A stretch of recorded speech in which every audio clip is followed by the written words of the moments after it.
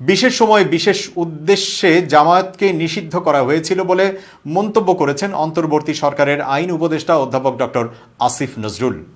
জামায়াত ইসলামী, ছাত্র শিবির ও এর সব অঙ্গ সংগঠনকে নিষিদ্ধের সিদ্ধান্ত প্রত্যাহার করে প্রজ্ঞাপন জারির পর বুধবার সচিবালয়ে সাংবাদিকদের ব্রিফিংয়ে এই মন্তব্য করেন তিনি। আসিফ নজরুল বলেন, 15 বছর ক্ষমতায় থেকে জামায়াতকে নিষিদ্ধ করে নাই কেন? যখন ছাত্র জনতার বিপ্লব চলছিল তখন তা নির্মমভাবে সন্ত্রাসী চিহ্নিত করে এই আন্দোলনকে দমাতে চেয়েছিল।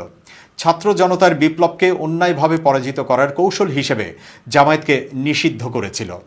আওয়ামী লীগ আসলে জামায়াতকে চাপে রেখে তাদের পক্ষে কাজ করাতে চেয়েছে, এমন মন্তব্য করে আসিফ নজরুল বলেন, সেটা গত 15 বছরে পারেনি। তাই ছাত্র জনতার আন্দোলনের সময় যেটা করলো সেটা তাদের অপকৌশল। আসিফ নজরুল বলেন, আওয়ামী লীগ নীতিগতভাবে নিষিদ্ধ করেনি জামায়াতকে, তারা রাজনৈতিকভাবে বাতিল করেছিল। সরকার কোনো দলকে নিষিদ্ধ করার পক্ষে না।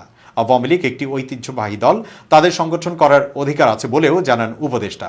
আদালত চত্বরে যেসব হামলা হচ্ছে আসামিদের ওপর তা কোনোভাবেই গ্রহণযোগ্য নয় মন্তব্য করে আসিফ নজরুল বলেন, সাবেক মন্ত্রীসহ যাদের উপর এমন হামলা হচ্ছে এর দায় আওয়ামী লীগের, তাদের দীর্ঘদিনের ক্ষোভ এটা আমি কোনোভাবেই মানছি না।